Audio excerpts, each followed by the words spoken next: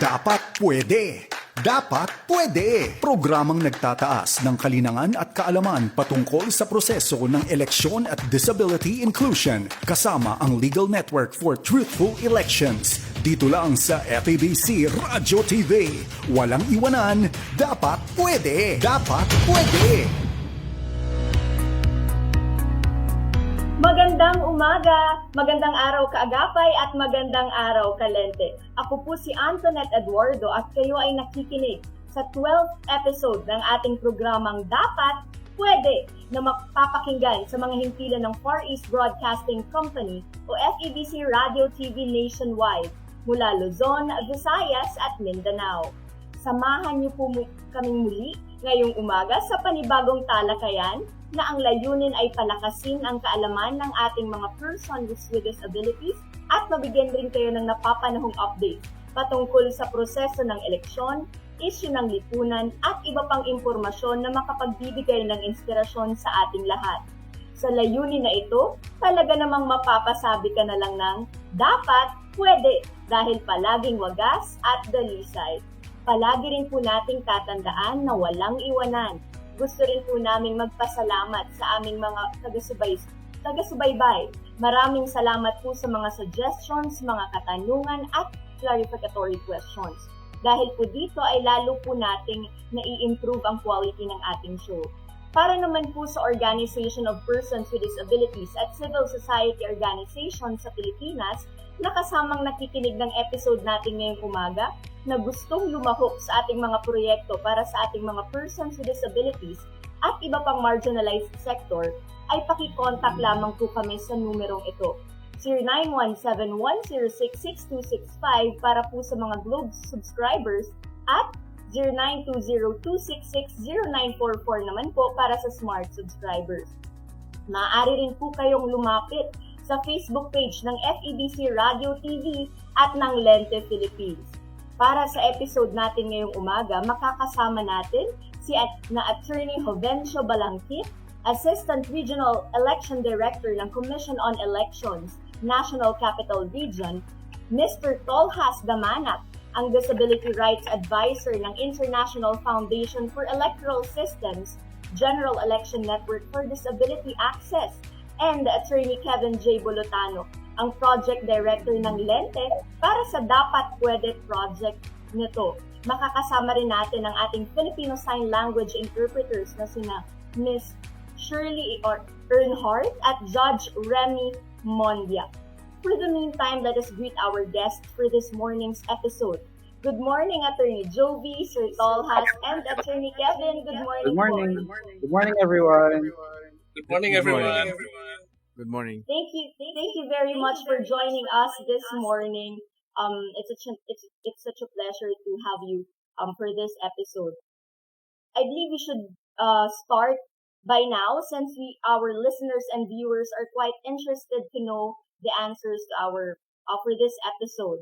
So allow me to start with Attorney Kevin. Attorney Kevin, with the duration of this program that we have, through the conversations that we've had, and also through the election monitoring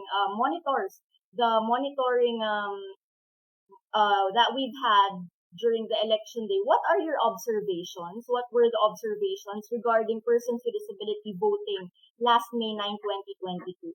Okay, thank you for the question, Tonette. So, based from our monitors who particularly focused on monitoring emergency accessible polling places here in Manila, that's Josh actually from episode 10, if you remembered.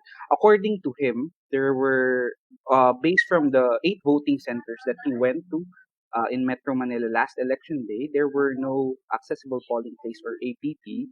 However, there were emergency accessible polling places. Also, what he noticed was that the voters therein were not really well informed of the existence of accessible polling places as well. Also, based from him, most of the polling places had a bottleneck in the emergency accessible polling places. So some of the PWs, or the persons with disability voters, preferred to vote in the regular precincts instead. Mhm. So these were the common problems or issues observed during election day. How about the ramps? The absence of ramps, are these were these commonly faced during election day, attorney? According to Josh, actually, according to our monitors, Right? Mm-hmm. there were ramps in schools that he went to. However, Mm-hmm. I think according to him, there was a lack of such devices for Mm-hmm. persons with disabilities. Also, there were no elevators in the voting centers that he went to that would be helpful for our persons with disability voters as well. So we've had election monitors gathered all over the country. According to them, were these problems or issues resolved um, that they were able to raise? Were the problems resolved during election day? One of the issues that our monitors faced was that there were lack of assistance on the part of the support staff in the emergency Oh. accessible polling places. There were an absence of sign language interpreters present Mm-hmm. during the election day that made it difficult for deaf voters to uh, gain the information that they needed during election day. Mm-hmm.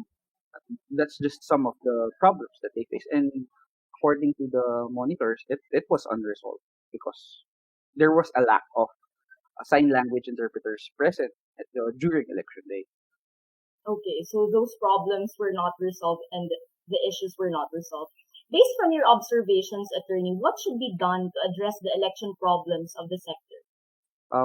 Based from LENTE stand will always be to push for the full implementation of the Mm-hmm. accessible polling places law. There are provisions in the said law that pushes for communication Mm-hmm. assistance for voters who have different barriers. For example, there are provisions therein that require the help of sign language interpreters that would enable them to uh, gain the information that they need during election day easier. Also, we are Mm-hmm. we are also pushing for the creation of the vulnerable sectors office through law, because currently the Mm-hmm. VSO is created through a COMELEC resolution. Yeah. Okay, so those are the solutions that we see will address the issues faced during election day. What are the changes or reforms when it comes to the legislative framework that should be prioritized to ensure increased political participation by the sector, attorney? Um, in order to have an increased political participation by the sector, some of the uh, changes that we could push for are the quota system for parties. Mm-hmm. Um, in this sense, we could require a percentage of the political parties, percentage of the membership of political parties to be composed of members of the sector, members coming from the persons with disability sector. Also, there should be an increase of focal persons as well in the PDAOs, or the Mm-hmm. Persons with Disability Affairs Office, because currently only uh, there are only 50% of the percentage of LGUs in the Philippines, local government units, who have PDAOs, or focal persons for these offices as well. So in this sense, the participation, the engagement of the Mm-hmm. government with the sector, with the persons with disability sector, would increase as well. So there's a need for more consultations also, right? Yes, of Consultations course. with the persons with disability sector and Yes, ongoing consultation yes, with of them as course. well. Yes, of course. Hmm. Now, my next question is for Attorney Jovi. Attorney Jovi, based from COMELEC's data, how many persons with disability voted during election day? Attorney. Yes, we don't have the final voters turnout for vulnerable sectors, no? And Oh. uh, we as far as we are concerned, no, we are only limited to the initial or partial information, and only for the National Capital Region. No? Although, well, for some of you are aware that I was once the acting director of the VSO of COMELEC, no? When it was first created in 2020. No? So, initial, no? In 2020, in 2019, we have a good turnout, no? For person with disabilities, no?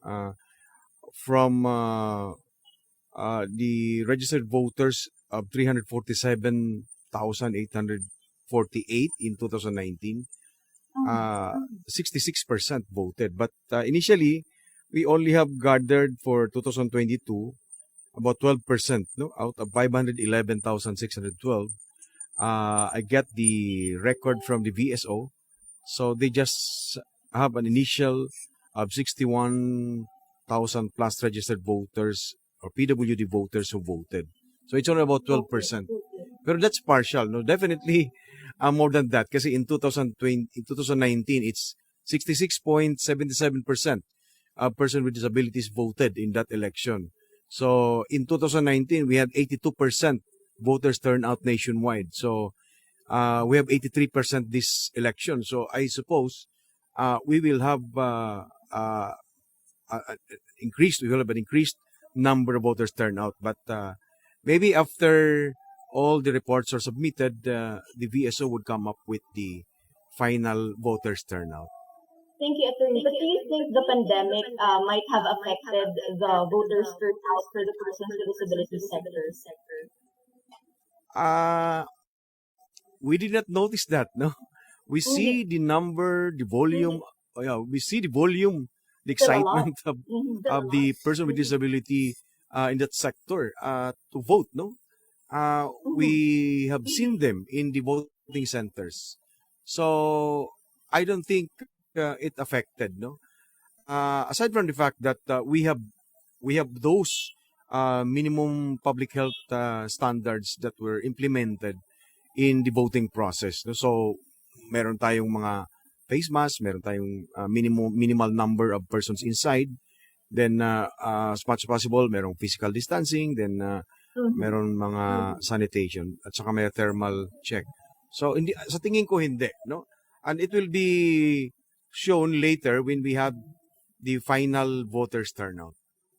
Okay, thank you, Attorney. Based from the previous interviews or conversations that we've had, according to some members of the persons with disabilities sector, there's this there was non-uniformity when it comes to the availability of accessible polling places, emergency accessible polling places in some voting centers, Attorney. So based on the data that you have available, how was the usage of accessible polling places and emergency accessible polling places, Attorney? We have reports that of some issues, no, but all of the voting, all of these remedial or temporary or emergency polling places for them have been useful, no. But again, as much as possible, we would have wanted the APP instead of the temporary, no, the emergency, no. But there are hesitations on the part of the voters, no. I'm not sure if it is in the lack of the information drive that prevent them from registering in the APP.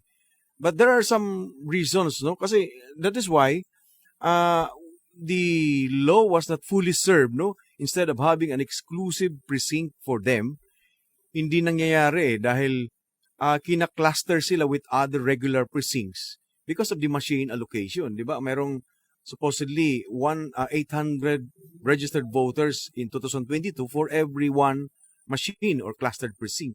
So since ang mga respondents natin na nag-join sa APP hindi ganyang kadami, we wouldn't have enough machine na bibigay sa kanila exclusive for them.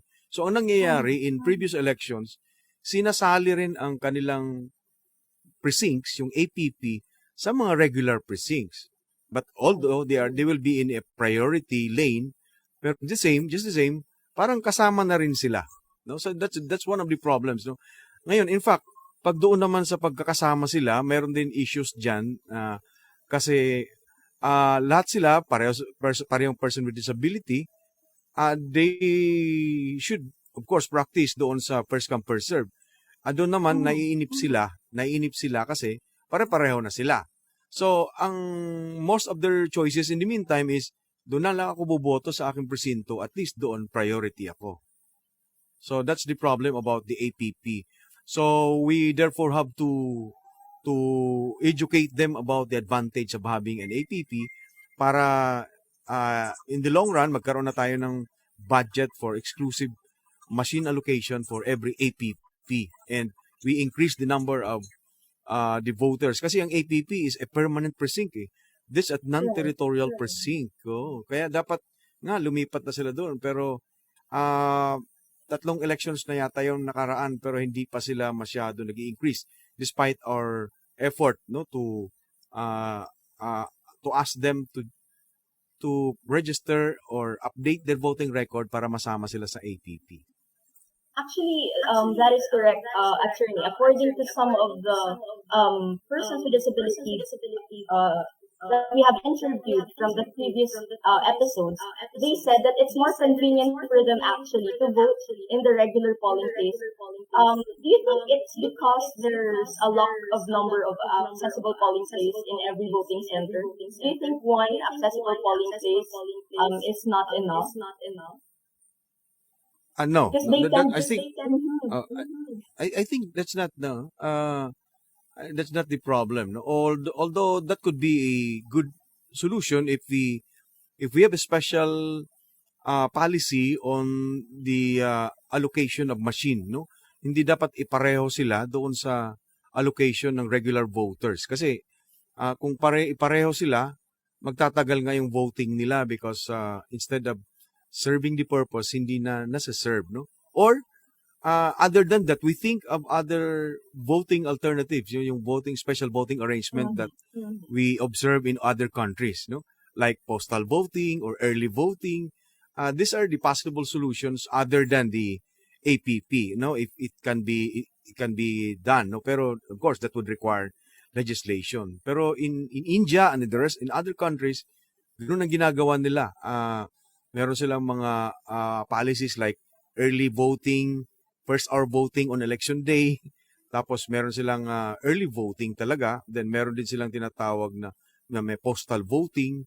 So in this way, ma-minimize or totally mawala yung mga issues or concerns nila in voting in an APP or in an EAPP. Thank you, attorney. So my next question po is, were you able to receive any reports pertaining to violations of laws and resolutions regarding persons with disability voting, attorney? Well, I only based I will base my answer on the discussion with the sector head of the VSO. No, the violation primarily is on the lack of the provisions of some yung accessibility, no? There are areas na mayroong issues on accessibility, no? Yung hindi lang kasi yung building itself, no? Or the voting center itself. It should be the way going there. That's also a problem kasi kahit naman okay yung ramps diyan, pero yung pagpunta mo doon hindi maayos, that's one. So these are the things that could be said to be violations kasi kulang. Now, PWD would also mean other sectors or other disabilities, no? Yung sinasabi ni Attorney Kevin kanina na sign language interpreter for doon sa merong impairment on merong impairment on ang problem namin diyan is hindi na-identify or hindi ma-identify kung nasaan or ilan yung disabilities na mayroong sa isang area. So hindi niya mailagay kung saan ba dapat saan voting center ang meron. Unlike alam mo, NVRC, alam namin na blind 'yon. So we can provide yung mga accessibility for the blind, no? Meron doon. Pero kung pagdating sa speaking, yun yung issue. Hindi namin malaman kahit sa Pasay kung ilan doon sa isang presinto ang ilalagay. Although ideal, kahit man lang isa in every voting center na merong problem on or impairment doon sa kanilang pagsasalita, yung ating mga PWD na ganun ang kanilang disability.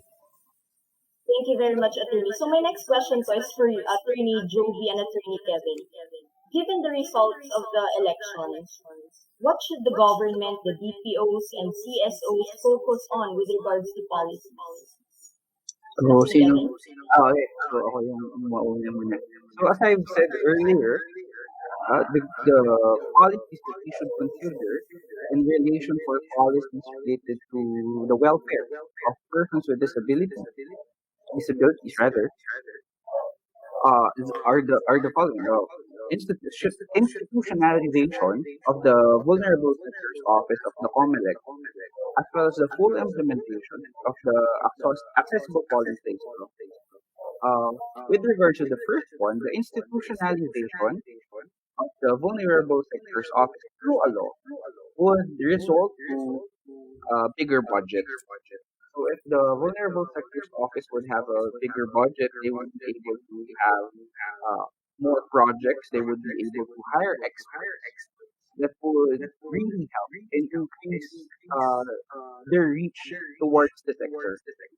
On the other hand, the full implementation of the accessible polling place law would actually help the persons with disability regarding their impediments, the barriers that they face during elections.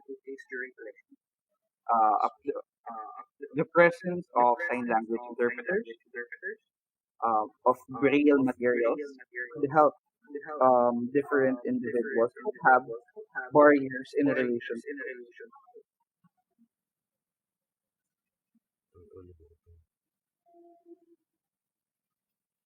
Thank you, Attorney Kevin. I'm sorry my mic was muted. Attorney Jovi, is there anything that you'd like to add? Yes, I agree with Attorney Kevin, no, that there is really a need for the VSO legislation, no. Ang very purpose when this was created, and I think the LENTE was there, no. Yung mover talaga, prime mover dito, yung LENTE, no. Is for, well, this is for the sector's welfare, no, yung members. Ang purpose ng meron kang office that will take charge of the sector is so that they would have they would acquire the skill set, no.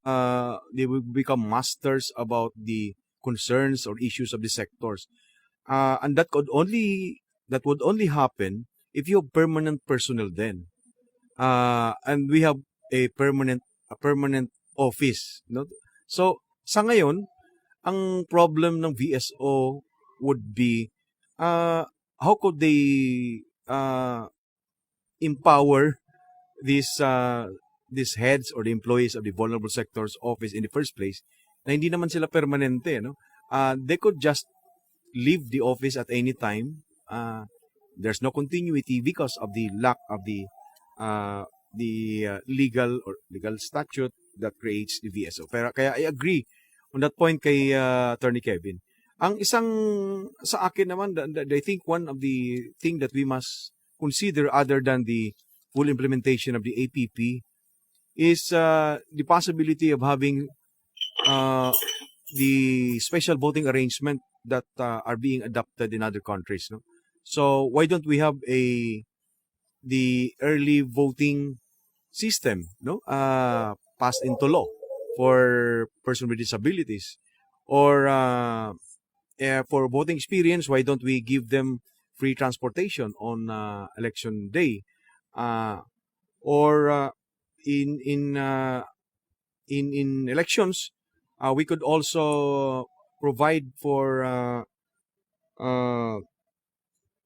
I said early voting, no, because in that way we can avoid the issues that we are hearing or we are experiencing on election day, no. So kung meron early voting, meron pa tayong other modes of voting like postal voting or uh, there is another mode that we can also introduce, no. But in fact, the overseas voter is doing the study, yung internet voting. So these are the possibility of having this special voting arrangement passed into law would, I think, address the voting or election day concerns of the person with disabilities. Thank you very much, Attorney Jovi and Attorney Kevin. Right now, I'm sure there are a lot of people here listening to us and watching us right now are quite interested to know about this enabling master plan. It's been all over social media and all other platforms. So, Sir Tolhas, thank you very much for joining us this morning. Could you please introduce to us and let us know more about this enabling master plan, Sir Tolhas? Okay, thank you very much. Very good morning again to all of you, Attorney Kevin and Attorney Jody. It's a very great pleasure and honor for me to be able to be part of this talk show. And again, congratulations with the conduct of the election. And the reason why I'm here is because I think one of the reason is because right now we are promoting the newly launched disability right legal instrument called ASEAN Enabling Masterplan 2025, mainstreaming the right of persons with disabilities in the ASEAN community. This document launched and adopted by all leaders, the 10 leaders of the ASEAN in December 2000, November 2018, and then launched in December 2018. And this marked the commitment of the ASEAN as well as the all member states to promote or to mainstream the right of persons with disabilities in all sectors, not only the welfare and social sectors like what I think we had in the past. So, and this is a very we are excited to promote this document together with the Organization of Persons with Disabilities in the region and also the CSOs like LENTE in the Philippines. Because we want to also introduce this document to the community, to the government, to all stakeholders, and also to the particular sectors like the part of the government who really manage the election. And actually, the ASEAN Enabling Master Plan 2025, the goal is to ensure that ASEAN will become more inclusive for people with disability in 2025. That's a goal that needs to be achieved by having this document by ASEAN as well as by each of the member states, including the Philippines, and we are also in Indonesia because Agenda is based in Jakarta. Oh, that's wonderful. That's wonderful to know, Sir Tolhas. So could you share with us the signatories of this enabling master plan? Yes, actually, this is a long story of the development of this document because in the past we also had certain documents related to the right of person with disability, but it was more in a sectoral way, meaning that because maybe some of you may aware that ASEAN divided into three pillars. First pillar is a political security. Second pillar is economic community, and the third pillar is a socio-cultural pillar. So ASEAN has the ASEAN Human Rights Declaration in 2009 that already mentioned about the right of person with disability in the region. In 2011, we had another document like a Bali Declaration on the enhancement of the right of person with disability in the ASEAN, but it's more in the sectoral developed in the sectoral way. So with this ASEAN Enabling Masterplan 2025, it is hoped by all leaders that the ASEAN the disability rights will be mainstream in all pillars and all sectors, including, for example, the political participation and right to election, for example.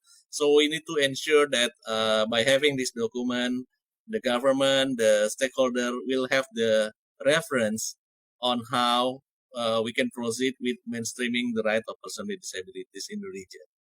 Thank you very much, Tolhas. So you have shared with us that this has started back in 2018, December, actually November, and then now it's 2022, and this Enabling Master Plan is on 2025, year 2025. How far have we come or gone when it comes to this Enabling Master Plan? If you can share with us.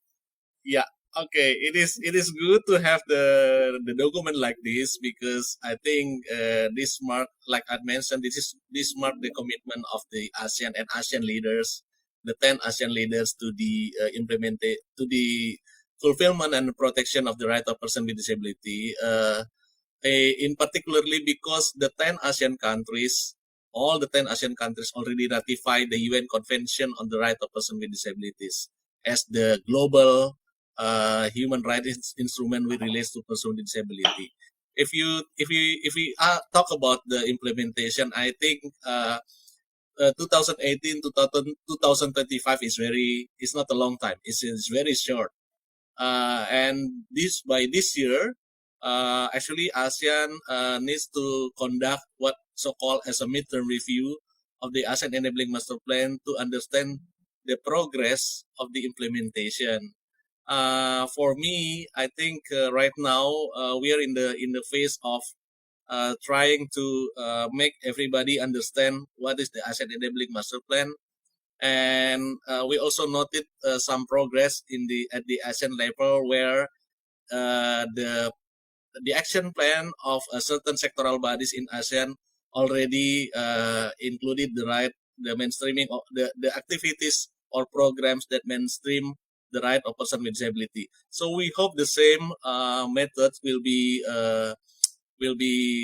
implemented at the regional level as well as in the country, because I also sure that in each country you also have your own national plan on disability. So by having this together, I think we will have the harmonization of efforts to ensure that the right of person with disabilities will be protected and fulfilled.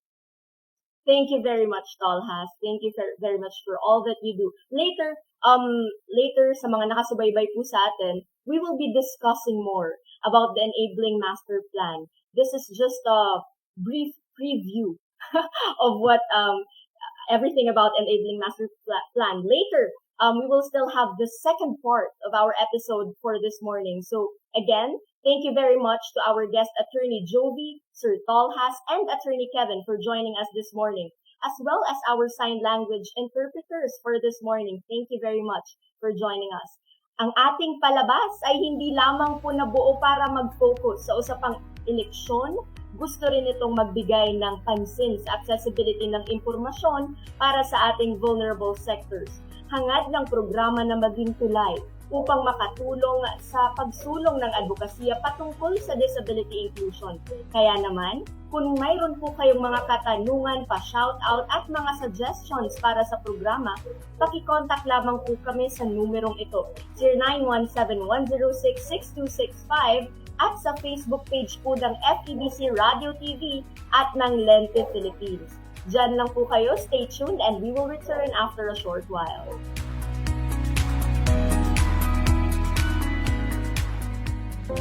Kapag tinawag ka ng pagmamahal, sumagot ka agad. Panatag, marangal. Naririto ako at handang maglingkod. Sundin mo ang sariling puso't kalooban, hindi ang bulong, bighani at tukso ng mga wikang banyaga sa iyo. Matitiis mo ba ang patalim ng balakyot?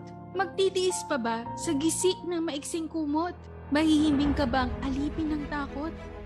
Ang pag-ibig mo ay walang kapantay, kundi ang pag-ibig din ng minamahal. Huwag mo siyang bayaang maghintay. Gumising ka, manindigan. Bawat patak ng luha niya'y isang dagat. Bawat ngiti ng tagumpay niya'y watawat. Kapag tinawag ka ng pagmamahal, sumagot ka agad. Matatag marangal, walang bakit. Sana maglingkod. Ito ay hango mula sa tulang Mamamayan ni Rio Alma. Paalaalang hatid ng inyong 702 DZAS FEBC Radio TV, agapay ng sambayanan. Ito ang 702 DZAS. 702 DZAS. Agapay ng sambayanan. Kasapi sa KBP, kapisanan ng mga broadcaster ng Pilipinas. Dapat pwede! Dapat pwede! Programang nagtataas ng kalinangan at kaalaman patungkol sa proseso ng eleksyon at disability inclusion kasama ang Legal Network for Truthful Elections. Dito lang sa FEBC Radio TV. Walang iwanan, dapat pwede! Dapat pwede! Good morning! Muli po sa inyong mga taga-subaybay ng ating programa ngayon. Nagpapatuloy ang programang Dapat Pwede. Muli ako po si Atty. Eduardo, ang inyong host. At ang programang ito ay nabuo dahil sa pakikipagtulungan ng LENTE at napapakinggan sa himpilan ng Far East Broadcasting Company o FEBC Radio TV nationwide mula Luzon, Visayas at Mindanao.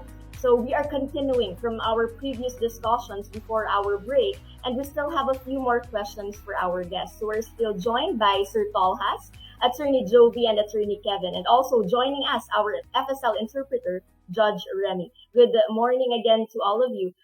Sir Tolhas, a while ago, before we paused for a commercial break, you introduced to us Enabling Masterplan. You have shared with us the goal and the what's been going on about said Enabling Master Plan. Now, Sir Tolhas, how can the Enabling Master Plan help the sector? Sir? Yes. Okay. Actually, if you look at the document, the ASEAN Enabling Master Plan 2025, it consists of 76 key action points covering all rights or sectors that relates to the life of person with disability. So, for example, if you look at the first pillar, the political security pillar, there are 24 key action points related to political and security, including the accessible election, accessible information, how to deal with the transnational crime, how to deal with the justice and court system, and so on. And at the economic pillar, you will see several 25 key action points related to economic life of person with disabilities, range from the entrepreneurship, tourism, transportation, smart city, and financial services. And the third pillar, the socio-cultural, consists of 27 key action points, range from the right to social security, education, sports, leisure, and disaster management, and so on. So it gives us set up reference or outcomes that we can use or we can achieve. Or we can develop further to understand what activities or programs that should be given or should be implemented if we want to mainstream the right of person with disability in our context.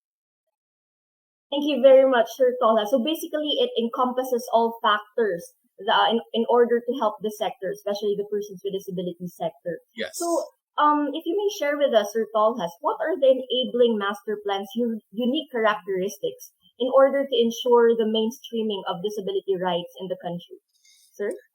Yeah, I think the unique one is that the first, it provides us with the background of why we need to think about the inclusive of person with disability in all sectors.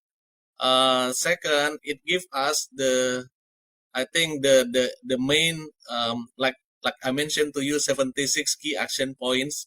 It is easy for us just to use a certain action point to become our reference, or how should be implemented to ensure the right of person with disability can be fulfilled or protected.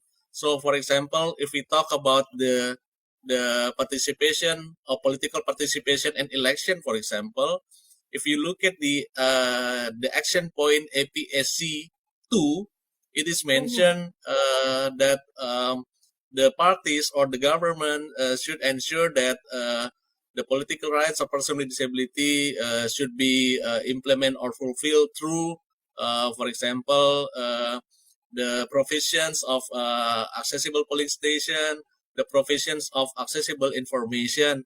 So by that, as a part of the citizens of the country, they will participate in the election with free barrier.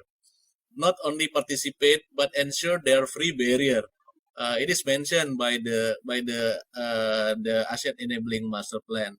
So for me, this can be used as a guideline, because when you see the key action point, your task later on is just to identify or develop your own indicator to make sure that you will follow this action point. The third one, I think it is because this document agreed by the 10 leaders of the country, the member states. So meaning that all countries should work and collaborate together to implement this document, to evaluate this document, and also to ensure at the end the right of person with disability will be fulfilled or guaranteed or protected. Thank you very much, Tolhas. So you said a while ago that it's to be used as a guideline, this enabling master. So how about you mentioned about the document, Tolhas. How can this document help or be used to guide policymakers, DPOs, and CAOs in the next 3 years, Sir Tolhas? Yeah, I think the simplest way to understand this is by looking at or try to find this full document of the ASEAN Enabling Master Plan. You can find it in the ASEAN website, and it is already translated in all language of the ASEAN countries. So I think it is also available in Tagalog as well. So, and then second, I think you need to figure out which action point that really correlates with your sector. And then after that, you may need to check within your sector whether this action point already included or already implemented, or if it is already included through implemented through the provisions of certain program and activities. I think what you need to do is to enhance or to strengthen your sector by looking at this action point as a reference.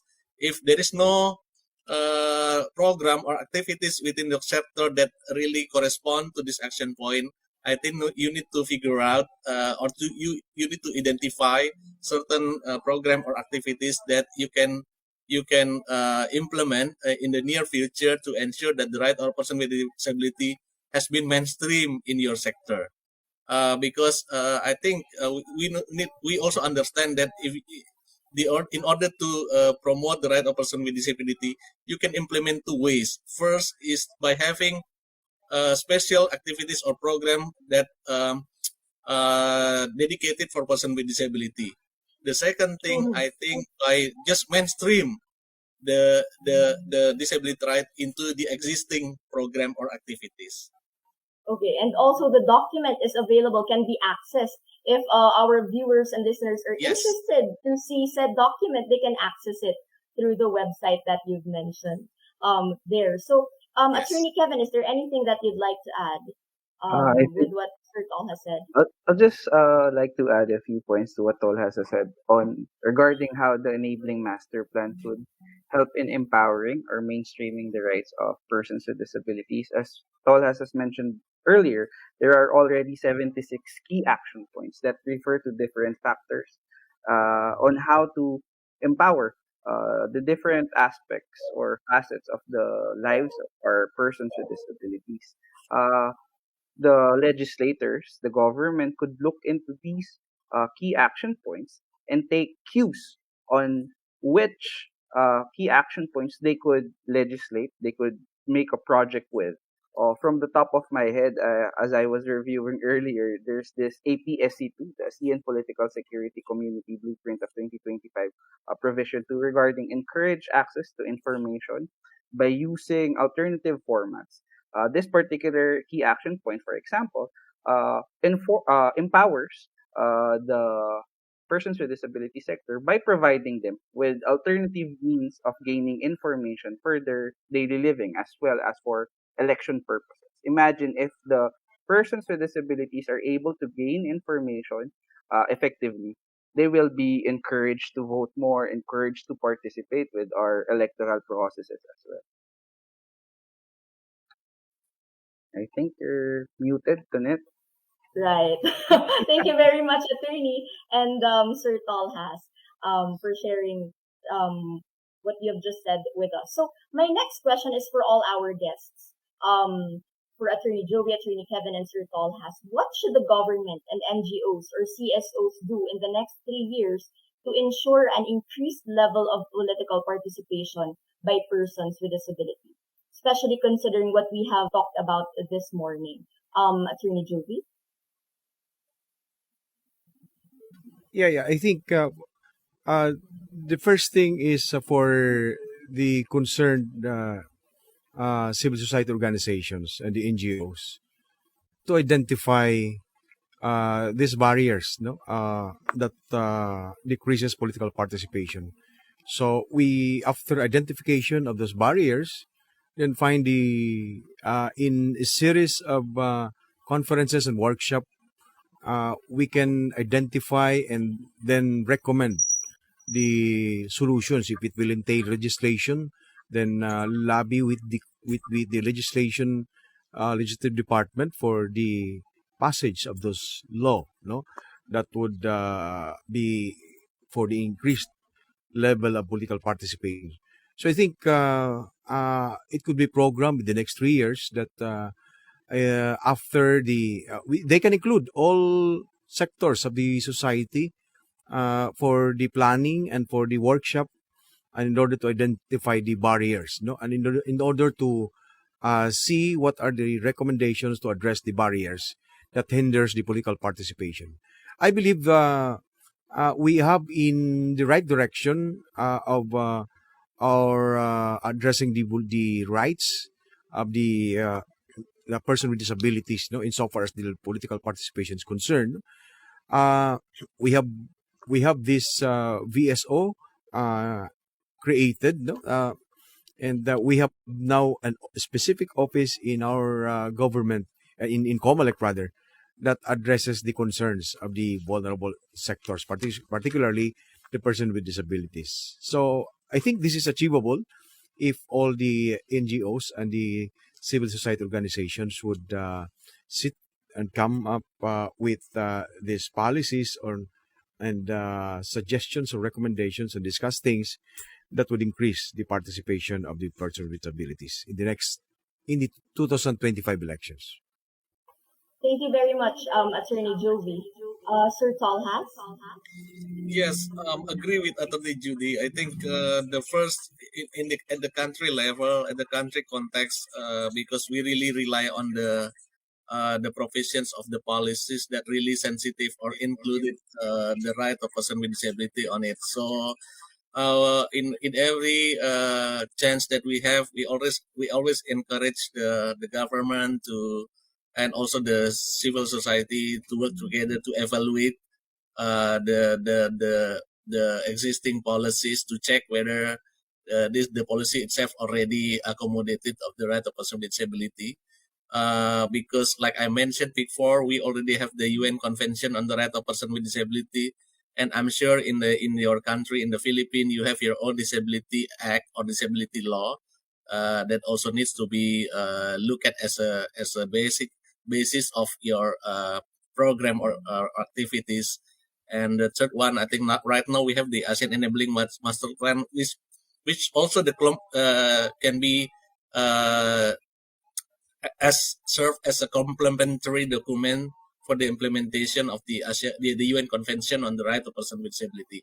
So the harmonization of the policies can be one, and then the other one, like Attorney Judy also mentioned, and we already talked about this, even the participation and consultation with the person with disability is very important, because they are the one who really understand their needs, and they are the one who really understand how the society can accommodate them best. So I think this is some from the certain strategy that we can use to ensure that the right of person with disability can be mainstream and protected.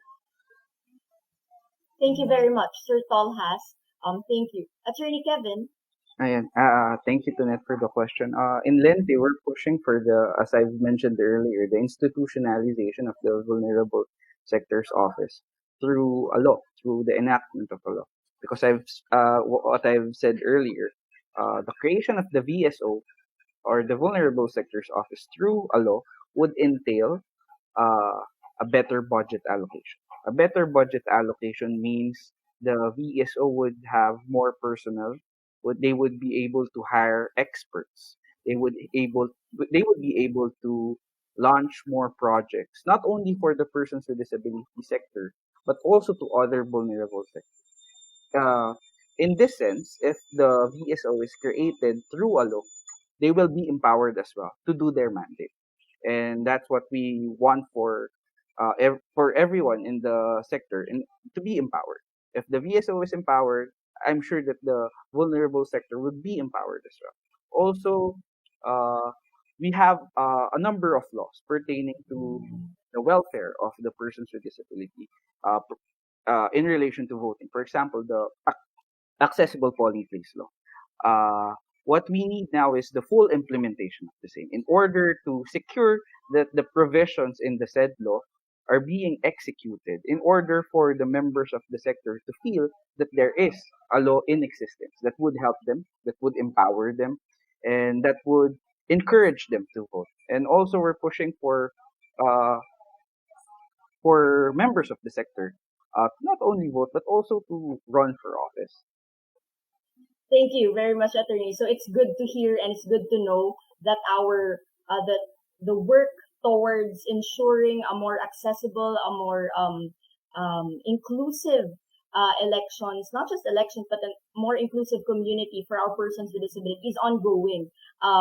We do not stop from elections 2022. We are still working hard to see more improvement in the next elections 2025. So again, thank you very much for our special guests this morning for sharing with us their wisdom, their insights for this episode that we have this morning. Thank you very much again to Attorney Jovi, Sir Tolhas, and Attorney Kevin.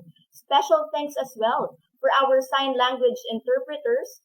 We have earlier Miss Shirley Earnhardt, and right now we have Judge Remy Mondia. Thank you very much for joining us this morning. Muli po, bago matapos ang episode na ito, nais po naming anyayahan ang iba't ibang organisasyon of persons with disabilities at civil society organizations sa Pilipinas na kasamang nakinig ng episode natin ngayong umaga na gustong sumali sa ating mga proyekto para sa ating mga persons with disability at iba pang marginalized sector ngayong eleksyon. Para po dito ay maaari ninyo kaming makontak sa numerong ito, 0917-106-6265. Maaari nyo rin po kaming kontakin sa Facebook page ng FEBC Radio TV at ng LENTE Philippines para dito. Opo, tapos na ang 2022 elections pero patuloy po ang ating pagtrabaho na mas pagandahin, mas maging inclusive pa para sa persons with disabilities ang Eleksyon 2025. So magtulungan po tayo. Maraming salamat po muli Mula sa buong pangkat ng Dapat Pwede na umalalay sa atin sa loob ng isang oras at ang buong pangkat ng ating production team, muli po, ito po si Antoinette Eduardo. Maraming salamat po.